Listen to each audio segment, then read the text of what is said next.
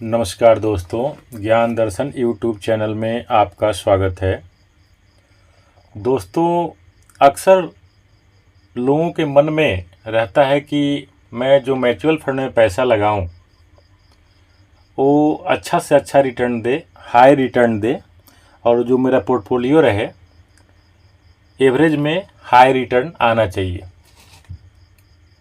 लेकिन हम लोग सोचते हैं और बोलते तो हैं, लेकिन कैसे पोर्टफोलियो बनाना चाहिए, हम लोगों को उसमें क्या क्या ध्यान रखना चाहिए, ये हम लोगों को जानकारी मेरा मानना है कि उतना नहीं है। इसीलिए मैं बार बार दोस्तों बोलता हूँ कि आप अगर कितना से छोटा भी अमाउंट आप लोग लगाएं तो पक्का एडवाइज़र के राय से ही लगाएं। अगर एडवाइज़र से की राय से लगाएंगे, एमफी द्वारा रजिस्टर्ड व्यक्ति की राय से लगाएंगे, तो आपका रिटर्न पे बहुत फ़र्क पड़ेगा। क्योंकि किसी म्यूचुअल फंड में, किसी बैंक में आप जाके जब स्कीम लेते हैं तो आपको वो एक ही म्यूचुअल फंड का स्कीम वो बैंक दे देगा या कोई म्यूचुअल फंड दे देगा, जो कि मेरा मानना है कि उतना सही नहीं रहता है। इसीलिए इस जितना पॉइंट मैं बोलूँगा इसमें ध्यान देने वाली बातें यह हैं कि आप लोग उसमें एक एडवाइज़र का राय लेके ही करेंगे तो एक सही और हाई रिटर्न हो सकता है। तो दोस्तों, मैं जो पॉइंट कवर कर रहा हूँ, दोस्तों जो मैं अभी पॉइंट कवर करने जा रहा हूँ उस पर पक्का आप ध्यान देना। ऐसे तो पॉइंट बहुत सारा है। म्यूचुअल फंड में हाई रिटर्न पोर्टफोलियो बनाने के लिए ध्यान दें। जो फर्स्ट मेरा पॉइंट है, एसेट्स अंडर मैनेजमेंट, एआईएम।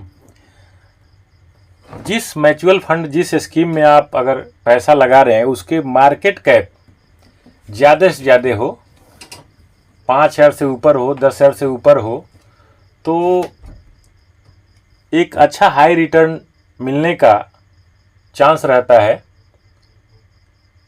दूसरा जो पॉइंट है, लॉन्ग टर्म लिखा हुआ है। लॉन्ग टर्म में दो कंडीशन हो जाता है, आपके पास टाइम आप कितना देना चाहते हैं और एज। अगर 15 साल टाइम देना चाहते हैं तो अच्छा से अच्छा रिटर्न हो जाता है और उसमें रिस्क उठाने लायक भी स्कीम आप ले सकते हैं।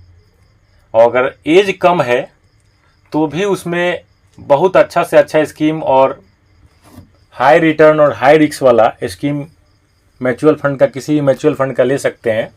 इसमें किसी भी स्कीम और किसी म्यूचुअल फंड का पार्टिकुलर मैं नाम नहीं ले रहा हूँ, इसीलिए मैं पहले ही बोला हूँ कि किसी एडवाइज़र के थ्रू आप अगर पैसा लगा रहे हैं तो वो बहुत बेटर रिटर्न का चांस रहता है। क्योंकि कम एज में अगर लगा रहे हैं तो आपके पास कंपाउंड इंटरेस्ट मिलने का बहुत टाइम मिल जाता है और उसमें अच्छा रिटर्न हो जाता है। तीसरा जो मैं लिया हूँ पॉइंट, सेक्टोरियल फंड से बचें। दोस्तों, सेक्टोरियल फंड से बचे का मतलब ये नहीं है कि आप सेक्टोरियल फंड में पैसा लगाएं ही नहीं। अगर लगाए भी तो अगर एडवाइज़र के थ्रू लगा रहे हैं तो थोड़ा बहुत एडवाइज़र को तो जानकारी और अनुमान तो रहता ही है, लेकिन सेक्टोरियल फंड उतना बेटर हमेशा रिटर्न नहीं दे पाता है। तो सेक्टोरियल फंड से बचे रहें तो अच्छा है।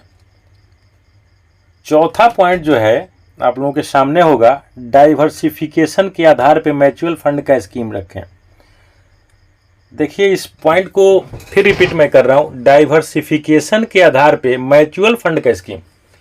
क्योंकि अक्सर लोग म्यूचुअल फंड का नाम 2-4 बैंकों का नाम या 2-4 म्यूचुअल फंड का, एएमसी का नाम जान जाते हैं और जानते हैं, लेकिन इंडिया में आप लोगों को बताना चाहूँगा जानकारी के लिए, 43 एएमसी है। तो उसमें सॉरी, बहुत सारा स्कीम है जो कि small cap, mid cap, large cap, multi cap, micro cap. तो जो पॉइंट पहले बोला था एज और टाइम के अनुसार, लेने के लिए वो स्कीम, तो एक एडवाइज़र ही सही सलाह दे सकता है। एक एमफी द्वारा रजिस्टर्ड व्यक्ति ही सही सलाह दे के ले सकता है। क्योंकि मैं अक्सर लोगों से मिल रहा हूँ तो लोगों को यही सुनता हूँ कि मैं 5,000 रुपया मैं SIP किया हूँ। तो पूछने पे कहाँ किए हैं तो किसी एक फंड का ही नाम, किसी एक स्कीम का नाम लोग बता देते हैं। वो डाइवर्सिफिकेशन नहीं है दोस्तों। अगर अच्छा रिटर्न चाहिए तो उसको 5 है तो 5 स्कीम में आप लोग अगर डिवाइड रखें तो अच्छा रहे। पांचवा जो पॉइंट है, गिरते हुए मार्केट में SIP और लमसम में टॉपअप करें।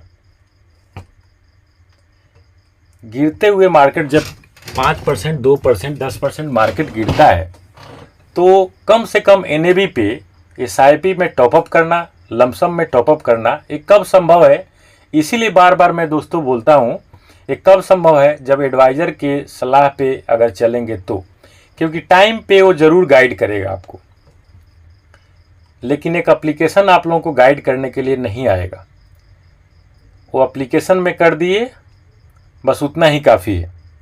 छठा जो पॉइंट है, 1-2 साल का रिटर्न देखकर किसी म्यूचुअल फंड की स्कीम में पैसा नहीं लगाएं। अक्सर लोग 1-2 साल का रिटर्न देखते हैं और 30%, 40%, 100% रिटर्न देके और पैसा लगा देते हैं। जैसे कि बीते हुए 2024 में और 23 में काफ़ी NFO आया और उसमें लोग पैसा लगा दिए, और मेरा पहले का वीडियो देखेंगे भी तो आप लोगों को अनुमान लग जाएगा। पैसा लगा दिए और लोगों का पैसा काफ़ी दिनों तक फंसा रह जाता है। मैं नहीं बोल रहा हूँ कि उसमें रिटर्न अच्छा नहीं होता है, लॉन्ग टर्म में उसमें भी रिटर्न बैंक से अच्छा ही रहेगा जो अभी तक का हिस्ट्री है। लेकिन वही रिटर्न जो आपको 5 साल में मिल रहा है, अगर 4 साल में और 3 साल में मिल जाए तो बेटर रहेगा। मेरे कहने का मतलब ये है।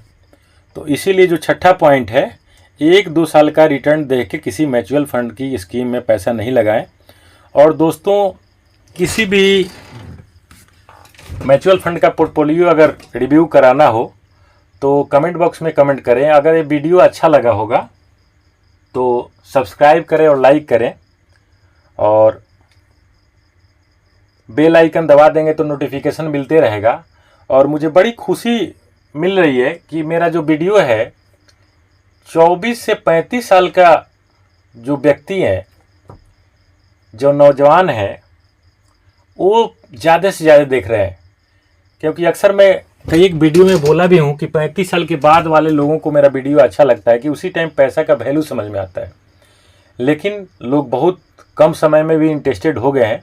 लेकिन इस इंटरेस्टेड के साथ साथ मेरा मानना यह है कि इन्वेस्टमेंट भी अगर शुरू कर दिया जाए तो जो मैं एक लोगो लगा रखा हूँ, high return mutual fund portfolio, ये हम लोगों को अचीव हो सकता है। तो दोस्तों, मेरा वीडियो यहीं पे ख़त्म होता है। धन्यवाद।